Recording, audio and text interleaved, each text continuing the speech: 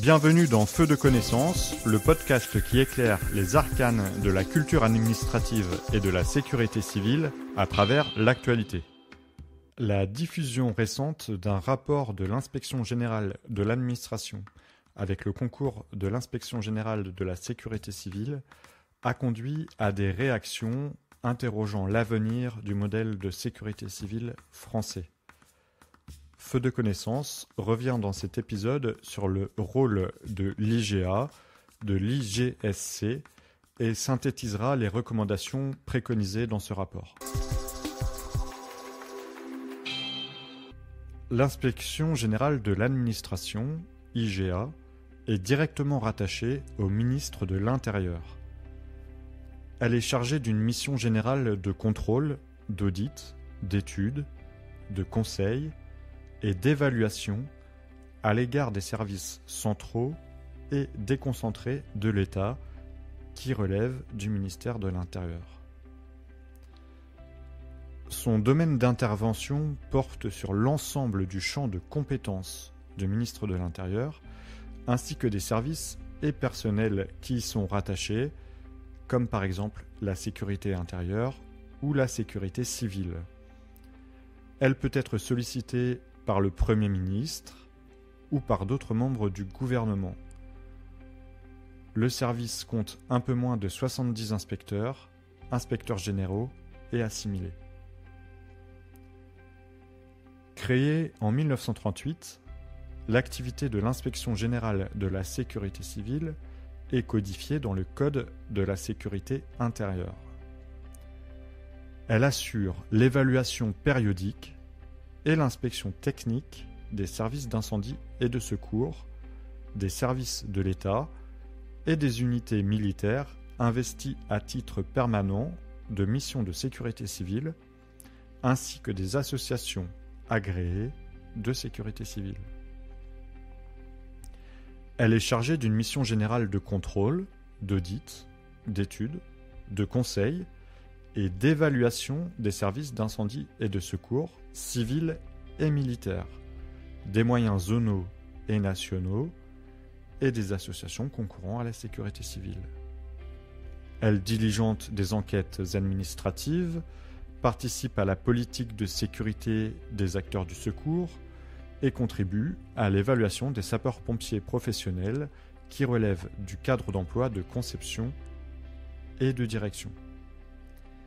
L'IGSC est composé de 14 personnels permanents, 12 inspecteurs qui sont SPP militaires et personnels de l'administration et 2 assistantes de direction. Elle bénéficie de l'appui d'experts, 3 conseillers santé et 30 inspecteurs associés référents experts. À la demande du ministre chargé de la sécurité civile, elle apporte son concours à l'accomplissement des missions exercées par l'Inspection générale de l'administration. Face à la combinaison d'une sollicitation opérationnelle croissante, d'une contrainte budgétaire forte et d'un risque juridique d'assimilation des sapeurs-pompiers volontaires à des travailleurs, le ministre de l'Intérieur et des Outre-mer a commandé à l'IGA une mission relative à l'évolution du cadre d'exercice de l'activité de sapeur-pompier volontaire. Ces travaux prolongent les travaux réalisés par la DGSCGC en 2021 et le rapport de 2023 est fondé sur les réponses des services d'incendie de secours à un questionnaire. Le rapport indique que des pistes existent pour mettre le volontariat et notre modèle de sécurité civile à l'abri de la directive européenne sur le temps de travail. 10 recommandations sont effectuées dans ce document. Actualiser et prolonger l'étude Manalares. C'est une analyse sociologique et psychologique d'ensemble du volontariat. Cette étude était destinée à accompagner les travaux de la commission Ambition Volontariat avec pour objectif de mieux connaître les sapeurs-pompiers volontaires et la réalité de l'exercice de cette forme de volontariat. Simplifier le recrutement en renforçant les engagements différenciés par exemple, ou les efforts pour l'engagement des étudiants. Simplifier la formation avec un allègement des obligations en tenant compte des acquis et des missions réellement assurées. On pense ici à l'engagement différencié. Améliorer la vie quotidienne des volontaires et simplifier les procédures administratives. Le livre blanc sur le volontariat de 2023 aura pour base ces travaux puisqu'il traite globalement des problématiques de simplification en 4 temps: l'engagement et l'attractivité, le parcours durant l'engagement, la fin de l'engagement et l'environnement du sapeur-pompier. La troisième recommandation se traitera au niveau de la DGSCGC. Il s'agit de redéfinir la notion d'astreinte pour qu'elle corresponde aux critères européens. Il faudra également saisir les services d'incendie et de secours les plus vulnérables à une application de la directive européenne sur le temps de travail, afin qu'ils établissent un plan de réduction de la vulnérabilité en lien avec les préfets de département et les conseils d'administration des SDIS. Une autre recommandation est de renforcer les dispositions relatives à la sécurité et au repos des sapeurs-pompiers volontaires en complétant la charte nationale et en explicitant l'obligation personnelle de la vigilance. Le sapeur-pompier volontaire doit être le premier acteur de sa sécurité et de celle des autres. Le rapport préconise également de revoir la définition de l'astreinte dans les règlements intérieurs des services d'incendie et de secours.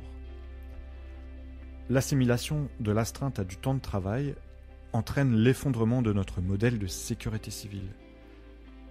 Il conviendrait donc de sanctuariser l'astreinte en assouplissant les règles. Plusieurs exemples sont proposés.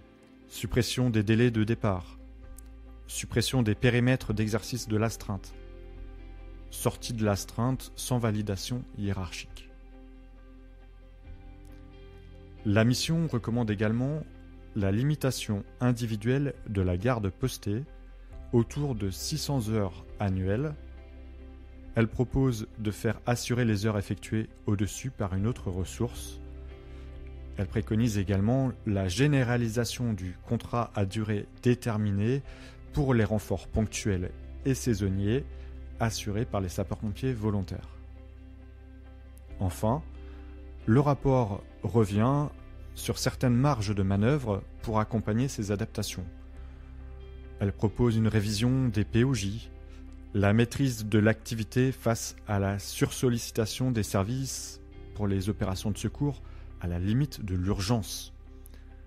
Elle propose également le recrutement d'effectifs de SPV plus importants et la sauvegarde d'un maillage territorial de proximité qui permet un fonctionnement en astreinte.